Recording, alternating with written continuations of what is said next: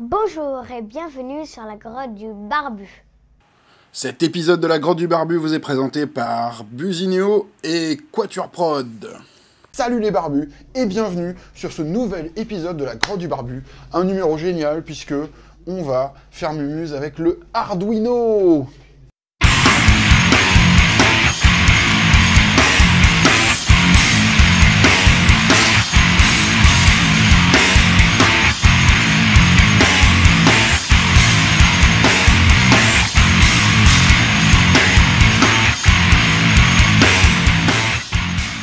Et oui, le Arduino, qu'est-ce que c'est? Je suis sûr qu'il y en a plein qui savent même pas ce que c'est, ou la honte pour eux, ils seront fouettés avec des orties.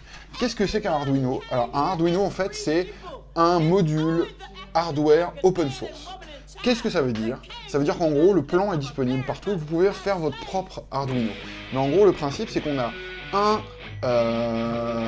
microprocesseur programmable avec une interface input-output et qui peut être relié à votre ordinateur. Ce qui veut dire en gros que c'est en fait une base vierge, vous allez pouvoir faire un peu ce que vous voulez avec. Déjà, où est-ce qu'on peut trouver un Arduino? Ils sont en vente un peu partout. Alors Arduino, on le voit peut-être pas ici, peut-être que je le montre ici, on le verra. C'est fabriqué en Italie par un groupe d'Italiens qui ont décidé de faire un espèce de proto-board customisable. Ça coûte pas cher, c'est une vingtaine d'euros. Celui-là, j'ai acheté 22 €. Il y a 2-3 endroits où on peut le trouver en France. C'est relativement encore pas très répandu en France, mais je pense que ça risque d'arriver dans un magasin pas loin de chez vous. Le principe, il est super simple. On va raccorder notre Arduino via USB à notre ordinateur et on va lui envoyer un petit message pour dire ce qu'il doit faire. Je sais que pour l'instant, ça va paraître un peu obscur, mais vous verrez, ça va se désobscurcir dans pas longtemps.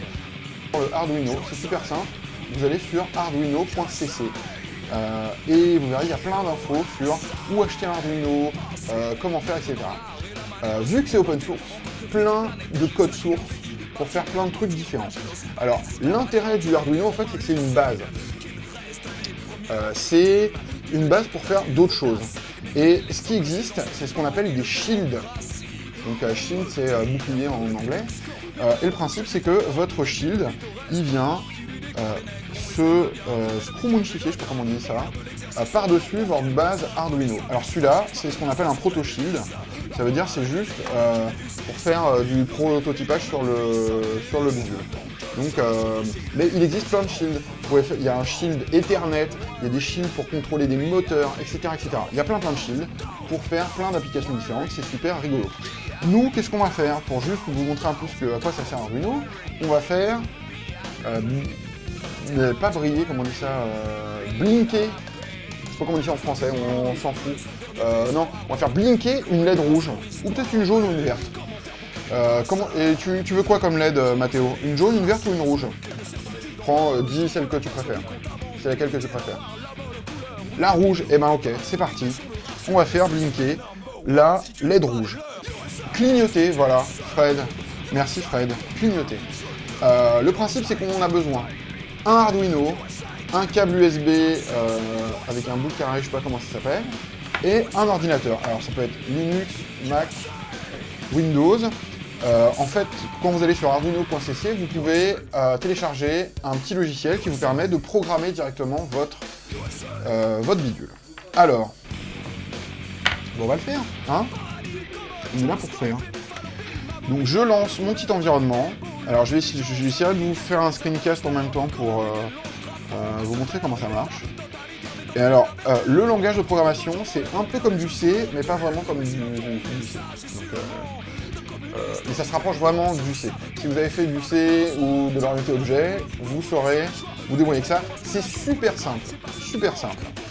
Alors voilà, j'ai mon petit environnement. Hop. Et la première chose que je vais faire, c'est que je vais aller chercher dans les exemples, parce que je suis une feignasse et il y a déjà des exemples, le petit truc qui fait que la LED va clignoter. Alors là, c'est super simple.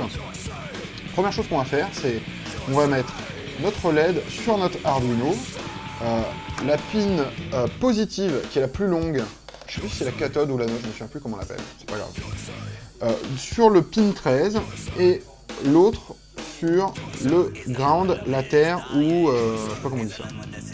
Donc voilà. On le met, on branche. Alors moi j'avais déjà fait Muse avec, donc il y a un autre programme qui est dessus. Et alors là je vais uploader le programme. Alors, je sais pas si on voit, peut-être que tu peux zoomer un peu sur le Arduino. Alors là voilà, là il clignote un peu pour dire qu'il est en train d'uploader notre programme, et il se lance. Alors là le programme, qu'est-ce qu'il fait? Il dit, 1 seconde j'allume la LED, 1 seconde je l'allume plus. Super simple. Pour rigoler, justement, tiens, je vais dire, il va s'allumer et s'éteindre toutes les 200 millisecondes.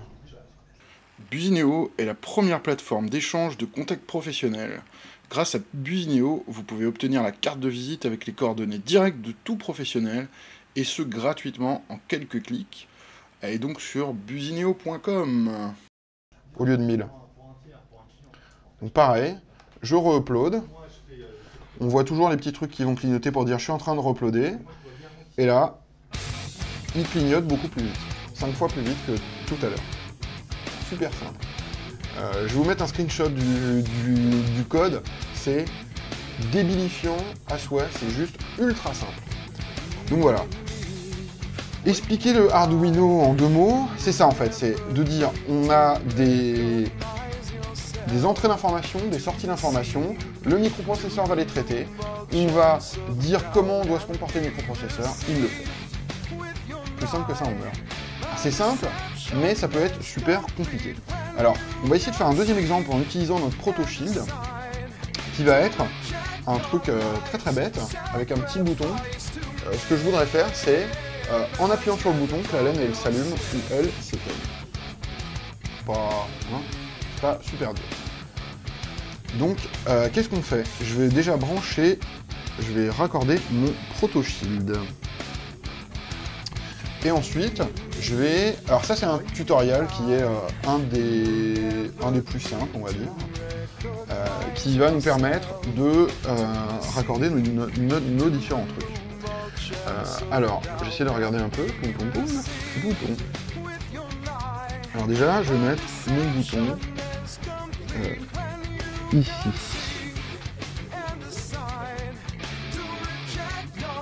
Alors, hop. Alors, ça c'est ce qu'on appelle une... je sais pas comment on dit ça en fait, un truc de prototypage. Une bidule de prototypage. Ah bref, ça sert en gros à faire des circuits électroniques. Juste on plug les trucs, pas besoin de les souder, pas de galère, juste pour voir si ça marche. Alors, le programme est relativement simple, c'est-à-dire on va continuer à mettre notre LED sur la pin 13. Alors l'avantage de la pin 13, c'est qu'il y a déjà une résistance qui est intégrée. Je pense qu'un jour, ce qu'on fera, c'est qu'on fera peut-être un petit atelier, je sais pas quand, où ceux qui sont sur Paris, eh ben, ils viennent, et puis on fera Muse avec un Arduino. Qu'est-ce que t'en penses, Fred? Moi je trouve ça une bonne idée. C'est vrai que ça peut paraître un peu... voilà, ramener la bière, moi je ramène le Arduino. Donc on va mettre 13 et ground. Ça me paraît bien. Ensuite, qu'est-ce qu'il faut? Alors on a besoin d'une résistance. Recognize yourself to deceive, to remove all chance of doubt and be received with your lie. A deception is complete when you can see and decide to reject your life's sacrifice. Il est bien, ça il est bien sur le 5 volts. Et normalement, alors attends, normalement, ah ouais, et celui-là, voilà, c'est bon, ça y est, j'ai compris où je m'étais gouré. Et ici, sur la pin 2, voilà. Alors, maintenant que j'ai compris, je vais vous expliquer un petit peu. Le principe, on a notre output qui est sur la pin 13 et le ground. pin 13 avec une résistance qui est intégrée. Alors on peut très bien choisir une autre pin, simplement qu'on met une LED, on met une petite résistance pour éviter que la LED elle crame. On a ici un petit bouton. Le principe c'est que si le bouton n'est pas appuyé, le courant va passer en fait dans cette boucle là. Il va passer ici et il va repartir par là. Si jamais le bouton est appuyé, vu que le courant essaye d'aller là où il y a le moins de résistance, ici il y a une résistance, ici il n'y a pas de résistance, il va passer par là. Et donc, il va mettre le niveau de la pin 2 à haut, et normalement, on devrait allumer notre LED. On va vérifier. Une chance sur deux pour que ça marche pas du premier coup. Parce que je suis une quiche. Alors, il est en train d'uploader le truc. Je le vois. Et ça ne marche pas. Voilà. Ça, c'est fait. Alors, peut-être que c'est mon Proto Shield, parce que je l'ai un peu... soudé comme un goret. Peut-être que j'ai oublié de souder un ou deux trucs. C'est pas grave. Avec Quatuor Prod, la qualité est source d'efficacité. La création des sites sur mesure est faite pour les internautes. Quelle que soit la prestation choisie, nous commençons toujours par vous écouter avant de vous proposer une solution. Alors n'hésitez plus à nous contacter ou visiter notre site web pour en savoir plus, quatuorprod.com. Ce qu'on va faire, c'est que on va improviser. On va improviser ça de façon correcte. Donc, ground et 13. Donc ici, on a notre... En fait, il a gardé Blink. C'est bizarre, ça. Non? Ah non. Alors, on va utiliser des trucs un tout petit peu plus grands. On va prendre ground. On va le mettre ici. Ok.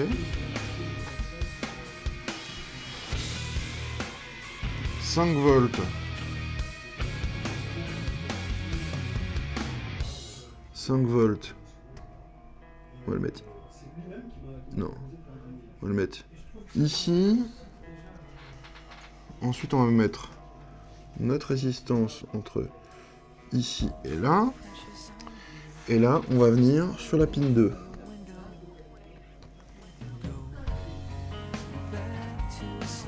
Hop. Yes. Yes, monsieur, ça marche. Alors, comme vous le voyez, j'appuie sur le bouton et la LED, elle s'allume. Joli. Non? À quoi ça sert pour l'instant? À rien. Mais c'est pas grave. Là, c'est juste que un phénomène physique qui est externe à notre petit microprocesseur qui est, j'appuie sur un bouton, le microprocesseur l'a retraité et l'a retransformé en phénomène digital qui est pour l'instant juste allumer une LED de merde. Alors, il y a plein d'exemples, il y a plein d'exemples qui sont vraiment cool. Par exemple, je vais mettre genre, ça peut par exemple être un vumètre. Je mets 10 LED, vu que j'ai 13 output, je peux en mettre 13.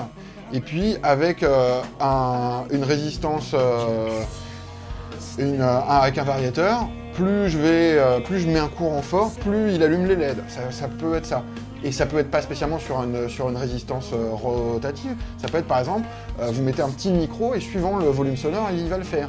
Ça peut être sur tout. Il y a plein... Alors, ce qui est super bien, c'est que, vu que c'est un truc qui est open source, plein de gens ont déjà travaillé dessus, et plein de gens ont déjà mis des bibliothèques à disposition pour plein de trucs électroniques. Ça peut être un petit clavier numérique 12 touches, comme quand vous faites le code de l'entrée de votre immeuble à la con. Ça peut être des petits afficheurs, ça peut être plein de choses. Ça peut être aussi des senseurs bizarres, comme par exemple il y a un qui vient juste d'être réalisé il n'y a pas longtemps, c'est un gyroscope. En gros, il transmet, genre si vous allez à droite, à gauche, en haut, en bas, etc. Donc ensuite, c'est juste le microprocesseur qui le réinterprète, vous qui faites du code, et ensuite, vous faites une sortie. Alors là, c'est deux exemples complètement débiles. En plus, qui me foutent la honte parce que j'ai pas bien soudé mon Proto Shield et il marche pas, mais c'est pas grave. Je le ressouderai et puis il marchera. Mais c'est juste un peu pour faire une introduction à l'Arduino, qui est vraiment une base pour aller construire plein de trucs, avec de l'électronique rigolote. Alors, c'est pas réservé aux newbies, faut être un peu... faut aller fouiner un peu dans les pages web et un peu bricoler des trucs avec votre Arduino, mais c'est vraiment super rigolo. Je mettrai dans les liens des exemples qui sont démentiels, comme par exemple une plante qui tweet quand elle a plus d'eau, ça j'aime bien, ou par exemple, enfin bref, plein d'autres trucs aussi. Il y a comment ça s'appelle, un mec qui fait du pain, un boulanger qui, avec un espèce de petit bouton, il tweet directement quel est le truc qui va sortir de son four. Genre, je vais sortir des croissants ou des petits pains, ou des trucs comme ça. Donc, plein d'applications démentielles. Les applications, c'est vous qui les imaginez, c'est vous qui les réalisez, c'est juste ultra cool. Je l'ai reçu il y a quelques semaines, mois.